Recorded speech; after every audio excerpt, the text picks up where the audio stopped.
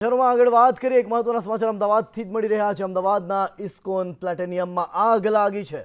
Short સર્કિટથી આગ લાગી હોવાનું અનુમાન લગાવવામાં આવી રહ્યો છે। આગ લાગતા લોકો ફસાયા હોવાની આશંકા છે।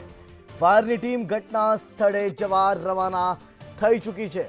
તો શોર્ટ સર્કિટથી અમદાવાદમાં આગ લાગી હોવાનું સામે આવ્યું છે। ઇસ્કોન પ્લેટિનિયમમાં આગ લાગી હોવાનું સામે આવ્યું છે। આગના દ્રશ્યો હાલ આપના ટીવી સ્ક્રીન ઉપર આપ જોઈ શકો છો। શોર્ટ સર્કિટના કારણે લાગેલી આગ હવે વિકરાળ સ્વરૂપ ધારણ કરી રહી છે। ત્યારે ફાયરની 7 જેટલી ટીમો પહોંચી હોવાનું સામે આવ્યું છે। 22 માળના બિલ્ડિંગમાં આગ લાગી છે। અમદાવાદના ઇસ્કોન પ્લેટિનિયમમાં આગ લાગી છે। ફસાયેલા લોકોને રેસ્ક્યુ માટેની કામગીરી હાથ ધરવામાં આવી છે। અંદર ઘણા લોકો ફસાયા હોવાની હાલ આશંકા સેવવામાં આવી રહી છે। અમદાવાદની વાત કરી રહ્યા છે। અમદાવાદના ઇસ્કોન પ્લેટિનિયમમાં આગ લાગી છે। સમગ્ર મામલે સંવાદદાતા દિવ્યા ચૌહાણ જોડાઈ રહ્યા છે ફોન લાઈનથી। દિવ્યા, જણાવશો કે હાલ શું પરિસ્થિતિ?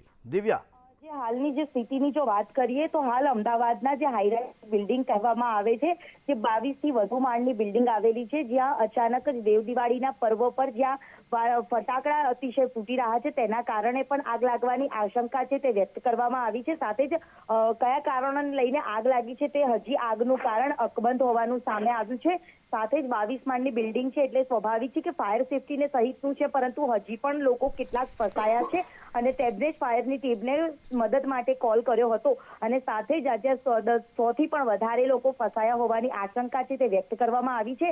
આગે વિકરાળ સ્વરૂપ ધારણ કર્યું છે। સાથે જ આગનું કારણ શું છે તે હજી જાણવા મળ્યું નથી। 7 થી પણ વધુ ફાયરની ટીમ હાલ સ્થળ ઉપર પહોંચી રહી છે અને રેસ્ક્યુ માટેની મદદ માટે ફાયર પાસે તમામ જે સ્થાનિકો છે તે ભયભીત હાલતમાં અફરાતફરીનો માહોલ પણ સર્જાયો છે। જો કે આગ લાગવાનું કારણ હજી અકબંધ છે। એક તરફ દેવ દિવાળીનું પર્વ છે, બીજી તરફ સતત આ કારણ કયા કારણોસર લાગી છે તે જાણવું મુશ્કેલ છે, પરંતુ હાલ સૌને મદદની જરૂર છે અને ફાયરની ટીમ દ્વારા તમામનું રેસ્ક્યુ કરીને તમામને બહાર કાઢવામાં આવે તે પ્રકારનો પ્રયત્ન છે તે કરવામાં આવી રહ્યો છે। અમદાવાદના બોપલ વિસ્તારમાં આવેલી ઇસ્કોન પ્લેટિનિયમમાં આ આગનો બનાવ બન્યો છે। દિવ્યા, હજુ કેટલા ફ્લોર એવા છે કે જે આ આગ લાગેલા ફ્લોરના ઉપર આવેલા છે? દિવ્યા, જરૂર આગની જો અમદાવાદ શહેરની જો વાત કરીએ ને, અમદાવાદના વિકસિત શહેરમાં સૌથી વધારે ઊંચી બિલ્ડિંગ જે ઇમારત તરીકે ઓળખાતી હતી, જે ઇસ્કોન પ્લેટિનિયમ ઓળખાતી હતી, અને ત્યાં અત્યારે આગની ઘટના બનવા પામી છે। 10 થી પણ વધારે ફાયરની ટીમ સ્થળ પર જવા માટે રવાના થઈ છે અને આગ પર કાબુ મેળવવા માટેનો પ્રયત્નની સાથે ફાયરની ટીમની પાસે સ્થાનિકોએ મદદ માંગી છે। તેમના રેસ્ક્યુની પણ જરૂર છે અને 100 થી પણ વધારે એક ફ્લોર ઉપર તમામ લોકો રહેતા હોય, એક બ્લોકમાં રહેતા હોય તે પ્રકારની અલગ અલગ બિલ્ડિંગના બ્લોક પણ આવેલા છે। જે બ્લોકમાં આગ લાગી છે ત્યાં તાત્કાલિક ધોરણે મદદની માંગ છે તે લોકો કરી રહ્યા છે અને અંદર રેસ્ક્યુની જરૂર પડી રહી છે।